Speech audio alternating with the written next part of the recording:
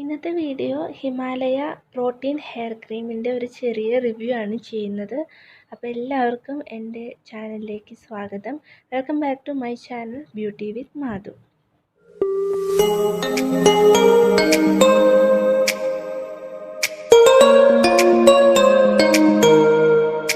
കാണുന്നവരാണെങ്കിൽ ലൈക്ക് ചെയ്യുക, ഷെയർ ചെയ്യുക, സബ്സ്ക്രൈബ് ചെയ്യുക.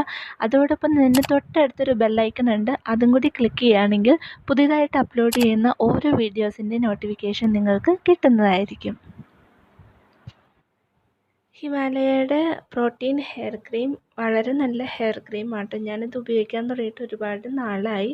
നല്ലൊരു ഹെയർ ക്രീമാണ്. മറ്റുള്ള ഹെയർ ക്രീമുകൾ അപേക്ഷിച്ച് നോക്കുമ്പോൾ ഇതിൻ്റെ പ്രൈസ് വന്നിട്ട് 80 റുപ്പീസാണ്. നമ്മുടെ എല്ലാ ഷോപ്പുകളിലും നമുക്കിത് അവൈലബിൾ ആണ്. അതേപോലെ തന്നെ ഇതിലെങ്ങനെയാണ് ക്രീം അപ്ലൈ ചെയ്യേണ്ടതെന്നുള്ള ഇൻസ്ട്രക്ഷൻസ് കറക്റ്റായിട്ട് പറഞ്ഞിട്ടുണ്ട്. നമുക്കിത് രണ്ട് രീതിയിൽ ഇത് അപ്ലൈ ചെയ്യാം, before or after hair wash.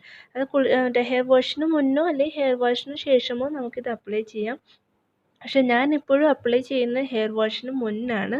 നമ്മളിപ്പോൾ സാധാരണ ഹെയർ ഓയിലൊക്കെ ഇട്ട് നമ്മൾ ഓയിലൊക്കെ ചെയ്തതിന് ശേഷം ഞാൻ ഈ ഹെയർ ക്രീം അപ്ലൈ ചെയ്യാറാണ് പതിവ്. അങ്ങനെ ആകുമ്പോൾ നമ്മുടെ മുടിക്ക് അധികം ഡാമേജ് ഒന്നും ഇല്ലാതിരിക്കാൻ വളരെ നല്ല. എന്തൊക്കെയാണെങ്കിലും നമ്മൾ കെമിക്കൽസ് അല്ലേ നമ്മൾ യൂസ് ചെയ്യുന്നത്, മുടിക്ക് അധികം ഡാമേജ് ഒന്നും ഉണ്ടാവില്ല. അപ്പോൾ അല്ലാന്നുണ്ടെങ്കിൽ ഇപ്പോൾ ഒത്തിരി ഫ്രിസി ഹെയർ ഒക്കെ ആണെന്നുണ്ടെങ്കിൽ അവർക്ക് ഇത് ആഫ്റ്റർ ഹെയർ വാഷിന് ശേഷം അവർക്ക് അപ്ലൈ ചെയ്യാവുന്നതാണ്. അപ്പോൾ മുടി ചെറുതായിട്ടൊരു ഓയിലി പോലെ ഇരിക്കും, അതും വളരെ നല്ലതാണ്.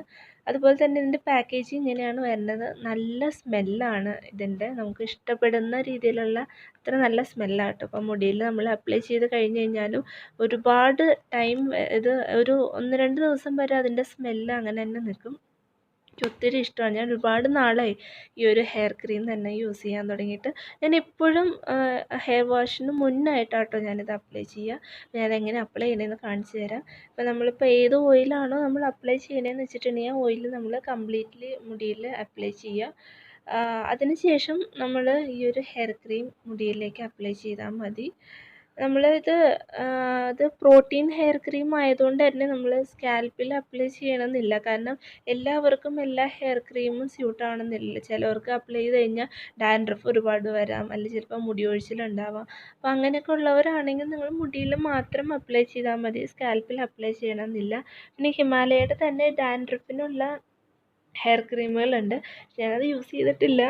ഞാൻ നമ്മുടെ വീട്ടിലുള്ള നാച്ചുറൽ റെമഡീസൊക്കെ വെച്ചിട്ടാണ് ഞാൻ ഡാൻഡ്രഫിനുള്ള ഇതൊക്കെ ചെയ്യുന്നത്.